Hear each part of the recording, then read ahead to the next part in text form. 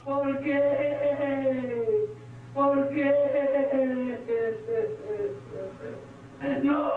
Garavito cried out for Duran to stop. The killer just couldn't take any more.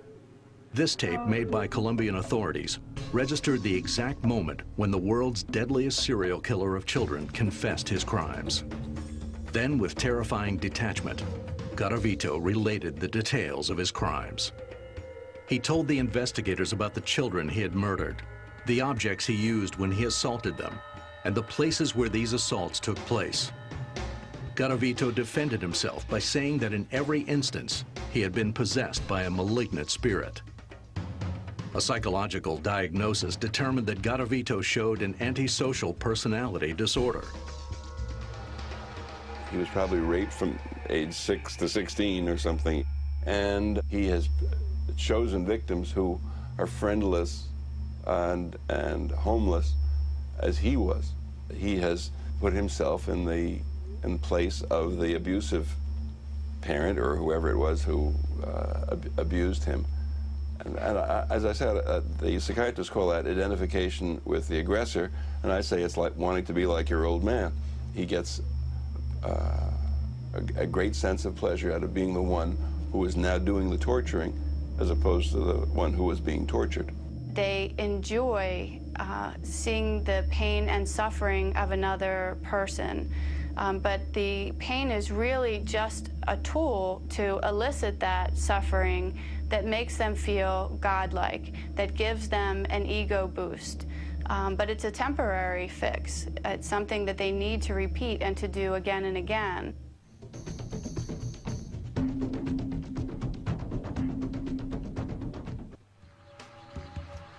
The killer began to feel his world crumbling around him. And finally, after 18 hours of questioning, the killer just couldn't take any more.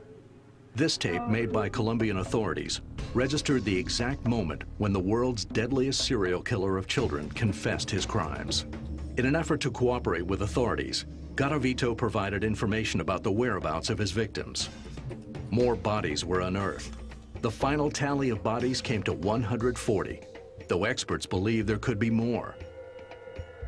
Luis Alfredo Garavito remains in this prison under maximum security.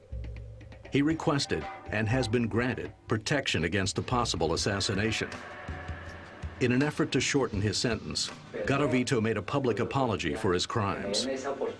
I ask the Colombian people to forgive me, to give me the opportunity which maybe I deprived many people of. By showing regret and good behavior in jail, he will most likely walk the streets of Colombia again. This is most definitely, unequivocally, not someone that can be rehabilitated.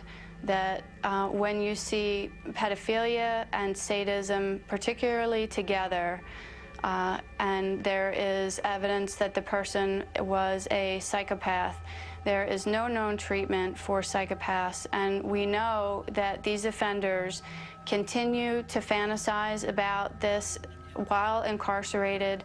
They may create their own pornography while incarcerated.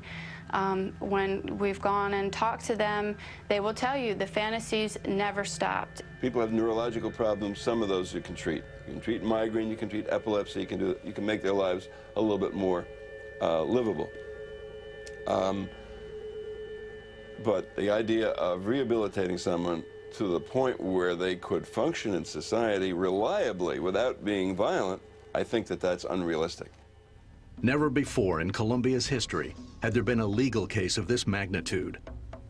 This caught the Colombian courts unprepared to punish Garavito. In Colombia, they can take the worst charge and double the penalty for it.